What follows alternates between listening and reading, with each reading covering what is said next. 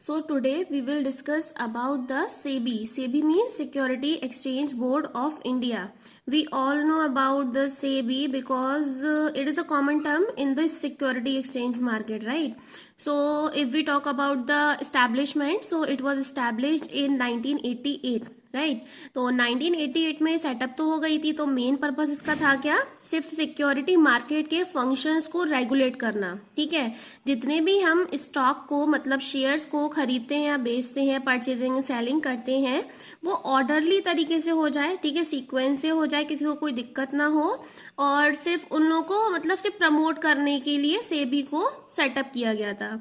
लेकिन शुरू में हुआ क्या था, सेबी सिर्फ एक तरीके से सिर्फ मतलब कहते हैं ना कि सिर्फ ऑब्जर्वेशन कर रही थी कि कैसे कैसे काम किया जा रहा है, कोई गलत तरीके से काम तो नहीं कर रहा। तो उसको एक तरीके से प्रॉपर कंट्रोल नहीं दिया गया था। लेकिन जैसे ही थोड़ा थोड़ा टाइम निकलता चला गया, बाद में 1992 में इसको लीगल स्टेटस प्रोवाइड कर दिया गया। 1992 में, ठीक है, इसमें लीगल स्टेटस इसे प्रोवाइड कर दिया गया। और बाद में ये बोला गया कि सेबी क्या है, एक कॉरपोरेट बॉडी है जिसकी खुद की सेपरेट लीगल एग्जिस्टेंस होगी और परपेचुअल सक्सेशन होगा। परपेचुअल सक्सेशन मतलब होता है कि ये जो मतलब इंस्टीट्यूट है या जो भी ऑर्गेनाइजेशन है वो लाइफ टाइम चलती रहेगी, वो कभी बंद नहीं होगी। राइट, अच्छा, ये इसको हमने स्टैब्लिश करा क्यों था, इसके रीजंस क्या हैं। अभी अगर हम रीजन के बारे में पढ़ें तो अभी अभी हमने बताया कि ठीक है, ये क्या करती है, ऑब्जर्वेशन करती है कि सिक्योरिटीज को खरीदा और बेचा जाए लेकिन सेफ तरीके से, लोगों को कोई दिक्कत ना हो। ठीक है, लेकिन जब हमने देखा गया कि भाई इनके ऊपर जो हमारे ट्रेडर्स होते हैं, जो इन सब चीज़ों को खरीदते हैं सिक्योरिटीज को, वो उन लोग को लगता था कि कोई बहुत ज़्यादा रेस्ट्रिक्शंस नहीं है, आराम से मतलब जो हम चाहें वैसे वैसे हम इनका ट्रेडिंग कर सकते हैं। तो उस टाइम पे लोगों ने बहुत सारी अनफेयर ट्रेड प्रैक्टिसेस करना स्टार्ट कर दिया। लाइक प्राइस रिगिंग कर रहे हैं, मतलब कहते हैं ना फोरकास्टिंग करना प्राइसेस का, जिसकी वजह से इन्फ्लेशन और डिफ्लेशन भी आ जाता था पहले के टाइम पे। ठीक है, और नए नए इश्यूज करना, मतलब नए नए सिक्योरिटी को इशू करना, लेकिन अनऑफिशियल तरीके से, हमें पता ही नहीं चल पाता था। ठीक है, शेयर्स को डिलीवरी तो करना लेकिन बहुत डिले हो जाती थी। आप खरीदना चाहते हो आज लेकिन मिल रही है बहुत बहुत टाइम में। ठीक है, तो ऐसे करके जो रूल्स और रेगुलेशंस थे वो सब क्या हो रहे थे, वायलेट हो रहे थे। तो इन सभी सारे माल प्रैक्टिसेस को या जो भी अनफेयर ट्रेड प्रैक्टिसेस हो रही थी उन सभी को खत्म करने के लिए क्या बनाया गया, सेबी बनाया गया, मतलब security exchange board of India बनाया गया, जिसकी वजह से ये सारे जो प्रॉब्लम्स क्रिएट हो रही थी वो सब क्या हो जाए, खत्म हो जाए। जितने भी अनऑफिशियल तरीके से काम हो रहे थे वो सभी स्टॉप हो जाए। Now the next term is purpose and role of SEBI. तो सेबी का सेटअप करने का पर्पस था क्या, मतलब बाकी सभी लोगों को जो नीड्स, मतलब जो भी नीड्स आ रही थी उन सभी को मीटअप करने के लिए सेबी को बनाया गया था, ये तो हमें पता है। लेकिन क्या क्या नीड्स थी, ठीक है, तो पहले हैं हमारे इशूअर्स, ठीक है, देन है इन्वेस्टर्स एंड देन है इंटरमीडियरीज। इन सभी को पार्ट प्ले करा गया था, सेबी ने हेल्प करी थी। ठीक है, इनको हेल्प इवन आज भी करती है। तो सबसे पहली हेल्प है इशूअर्स को। इशूअर्स कौन होते हैं, जो सिक्योरिटीज को इशू करते हैं, जैसे कंपनीज हो गई। ठीक है, तो एक तरीके से मार्केट मिल गया था, मार्केट प्लेस मिल गई थी। इशूअर्स बहुत इजी तरीके से अपने सिक्योरिटीज को इशू कर सकते हैं फेयरली एंड इजीली। अगला है इन्वेस्टर्स। इन्वेस्टर्स को भाई पहले ये लोग खरीदते थे, खरीदते भी थे, बेचते भी थे, लेकिन एक तरीके से ये लोग बिलीव नहीं कर पा रहे थे, इन लोगों का कॉन्फिडेंस हट गया था। ठीक है, कि कंपनी में इन्वेस्ट करेंगे, पता नहीं कब के कब शेयर हमें मिलेंगे। ठीक है, कहीं इन लोग के साथ इनका पैसा डूब ना जाए।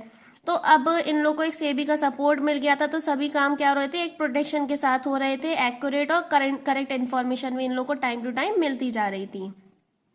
नेक्स्ट है इंटरमीडियरीज। इंटरमीडियरीज कौन होते हैं, जैसे ब्रोकर्स हैं, अंडर राइटर्स हैं, ये सब क्या होते हैं, हमारे इंटरमीडियरीज हो रहे हैं। तो सेबी का काम होता है कि इन सभी इंटरमीडियरीज को भी हेल्प करना, एक प्रोफेशनल मार्केट में उतारना, जिससे कि ये लोग बाकी सभी हम लोग जो इन्वेस्टर्स होते हैं हम लोग को हेल्प कर पाए। और इनके पास ये सब रजिस्टर्ड भी होते हैं सेबी के पास, ये सभी ब्रोकर्स और अंडर राइटर्स, इससे हम लोग को बिलीव रहता है कि काम जो हो रहा है वो बहुत अच्छी तरीके से हो रहा है। ठीक है, तो सेबी का रोल ये भी था। आगे है ऑब्जेक्टिव्स। ठीक है, सेबी को सेटअप करने का ऑब्जेक्टिव था क्या, तो पहला है regulate the activities of stock exchange. Stock exchange में जितनी भी एक्टिविटीज होती हैं, परचेज से लेकर सेल होने तक की सारी एक्टिविटीज को देख रेख करना किसका काम है? सेबी का काम है। Another one is protect the right of investors. अब ये तो हमने अभी भी पढ़ा था कि भाई जितने भी इन्वेस्टर्स हैं उन सभी के राइट्स पहले प्रोटेक्ट नहीं किए जा रहे थे, सब अनफेयर ट्रेड प्रैक्टिसेस भी हो रही थी। लेकिन जब से सेबी आई उसने क्या करा, सभी इन्वेस्टमेंट जो भी इन्वेस्टर्स पैसा लगाते हैं उसको सही तरीके से और सेफ तरीके से इन्वेस्ट करवाना, ठीक है, ये सब काम था सेबी का। नेक्स्ट है to prevent fraudulent and mal practices. Fraudulent मतलब फ्रॉड करना। पहले लोगों के साथ बहुत फ्रॉड हुआ करते थे कि शेयर खरीद तो लिया लेकिन पैसा नहीं मिल पा रहा है, या फिर आपका शेयर नहीं खरीद पा रहे हैं, बेचा तो मतलब एक तरीके से प्राइसेस का भी सेट नहीं रह पाता था पहले।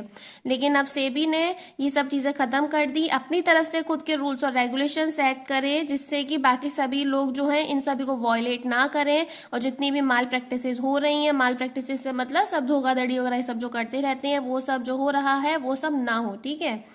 अगला है regulate the code of conduct. Code of conduct से मतलब होता है रूल्स और रेगुलेशंस बनाना, ठीक है। जितने भी इंटरमीडियरीज हैं जैसे ब्रोकर्स हैं, अंडर राइटर्स हैं, इन सभी के लिए कोड ऑफ कंडक्ट बनाना जिससे कि वो लोग इसके अगेंस्ट में भी काम ना कर पाए, ठीक है। जो भी काम करेंगे इन सभी रूल्स और रेगुलेशंस के अंदर ही अंदर काम करेंगे। अगला है development of stock exchange. Stock exchange की सारी एक्टिविटीज को रेगुलेट तो करना ही करना, देख रेख भी करना, लेकिन साथ में इसका डेवलपमेंट भी कराना। इवन जो इन्वेस्टर्स होते हैं उन लोगों को एनकरेज भी करना कि हमें अपनी सेविंग्स को as a investment stock market में इन्वेस्ट भी करना चाहिए। ओके, तो अब हम पढ़ना स्टार्ट कर रहे हैं फंक्शंस ऑफ सेबी। सेबी के इतनी सारी चीज़ें तो हमने पढ़ ली कि उसका रोल क्या है, ऑब्जेक्टिव क्या है, क्यों बनाया गया, लेकिन अब पढ़ना है कि एक्चुअल में वो काम क्या क्या करती है, ठीक है। 3 फंक्शंस है, पहला है प्रोटेक्टिव फंक्शन, दूसरा है डेवलपमेंटल फंक्शंस एंड तीसरा है रेगुलेटरी फंक्शंस, ठीक है। नाम से ही पता चल रहा है, प्रोटेक्टिव मतलब प्रोटेक्शन देना, डेवलपमेंटल मतलब डेवलपमेंट के लिए काम करना, लेकिन किसके? इंटरमीडिएट्स के। अगला है रेगुलेटरी फंक्शंस, मतलब चीज़ें कैसे कैसे रेगुलेट की जाएंगी, कैसे कैसे फंक्शन किया जाएगा, वो सब इसमें आएगा।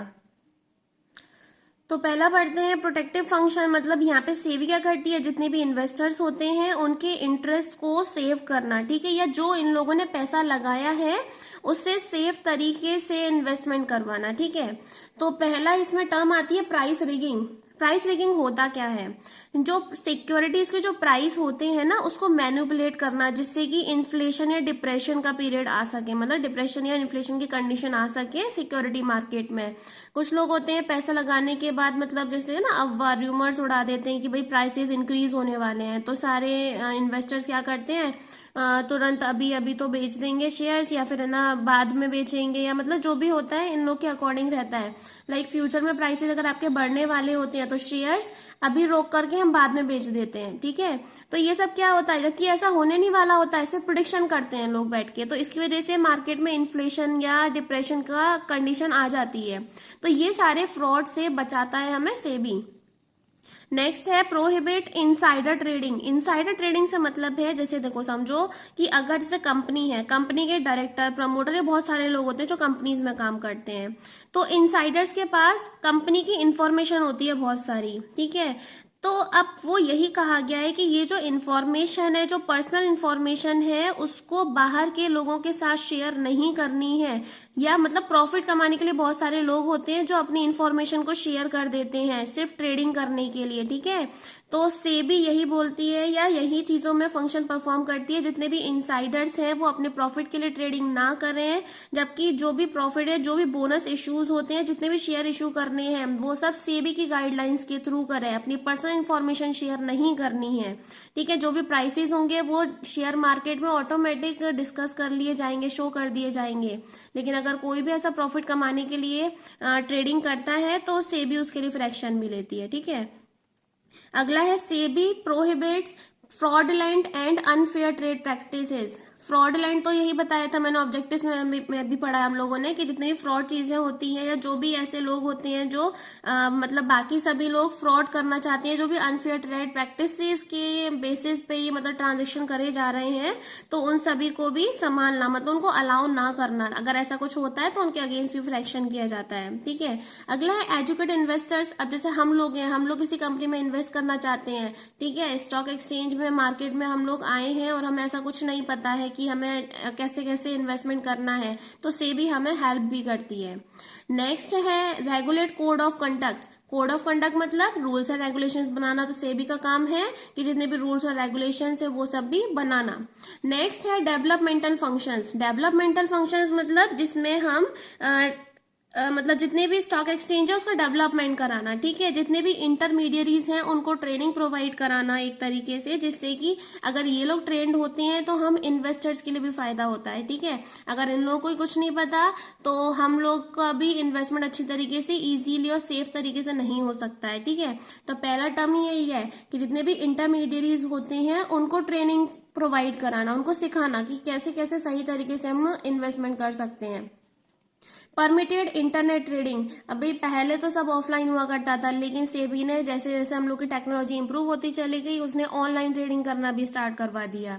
नेक्स्ट वन है मार्केट ऑफ आईपीओ। ठीक है, आईपीओ मतलब होता है इनिशियल पब्लिक ऑफरिंग्स। ठीक है, जितनी भी नई नई कंपनीज होती हैं अपने नए नए शेयर्स को मार्केट में सेल करने के लिए या इशू करने के लिए रेडी होती हैं, तो वो सबसे पहले प्राइमरी मार्केट में अपने शेयर्स को इशू करती हैं। अब भाई नई कंपनीज हैं तो उनको क्या चाहिए होगा, एक मार्केट प्लेस भी चाहिए होगी, तो वो सब चीजों को मतलब एक प्रोवाइड कराना, ये सारा फंक्शन प्रोवाइड कराना भी सेबी का काम होता है। जितनी भी नई कंपनीज हैं वो भी अपने शेयर मार्केट में एक तरीके से पार्ट प्ले कर सकती हैं। नेक्स्ट है रेगुलेटरी फंक्शंस। रेगुलेटरी मतलब रेगुलेशंस, ठीक है, चीजों को रेगुलेट करना या कंट्रोल बनाना उनके ऊपर, ठीक है, देख रेख करना एक तरीके से। तो पहला है फ्रेम रूल्स एंड रेगुलेशंस। ये तो हमें बहुत कॉमन सी बात है, स्टार्टिंग से यही पढ़ते आ रहे हैं। सेबी का काम होता है रूल्स और रेगुलेशंस को फ्रेम करना, जिससे कि इंटरमीडियरीज हो या इन्वेस्टर्स हो सभी उसी के अंडर गाइडलाइंस में ही काम करें, उससे बाहर ना जाए। अगला है register and regulate intermediaries. Register करना, जितने भी मैंने बताया था कि ब्रोकर्स जो होते हैं या अंडरराइटर्स होते हैं वो सेबी के अंडर रजिस्टर्ड भी होते हैं। ठीक है, जिससे कि क्या हो, सभी काम क्या हो रहे हैं, सेफ तरीके से हो रहे हैं, हम भी कॉन्फिडेंट रहते हैं एक तरीके से। तो ये जितने भी इंटरमीडियरीज हैं उनको रजिस्टर करवाने का काम, और वो क्या क्या काम करेंगे, कैसे कैसे काम करेंगे, वो सारा रेगुलेशन भी किसका काम है, सेबी का है। लास्ट वन है conduct inquiries and audits. Time to time सभी का ऑडिट भी करवाना, कंपनीज का भी, इंटरमीडियरीज का भी, उन सभी का ऑडिटिंग करवाना, ठीक है, और साथ में जो भी कोई इंक्वायरीज आती हैं उनको रिजॉल्व भी करना, ये सब काम होता है सेबी का।